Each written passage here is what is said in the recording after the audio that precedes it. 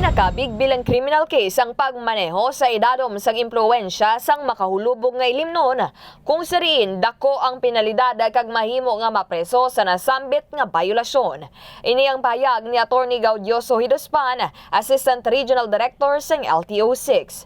Dugang pa ni Hidospan, gin-distribute na sang ila ahensya sa katapo sa mga kapulisan, lakip na sa ila personnel ang alcohol breathalyzer nga device nga ginagamit agud may baluan kung hubog o kung nakainom ang isa ka tao. Suno pa sa iya, nagapatigayon sila sini sa mga dalanon, kaupod ang mga kapulisan ilabi na sa kagabihon, agud mabuhinan ang hubog sa dalan lakip na ang mga aksidente nga imbulbado ang hubog nga driver.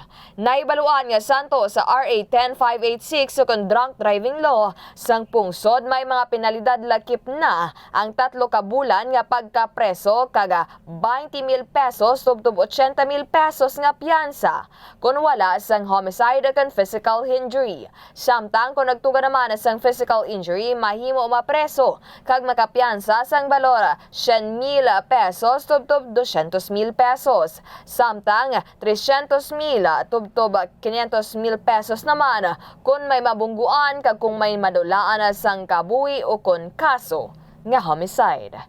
Kagini si Kabanderang Kim Kaluyo, nagabandera sang matuntun nga serbisyo publiko, kagalingawan sa Iloilo. Radyo Bandera.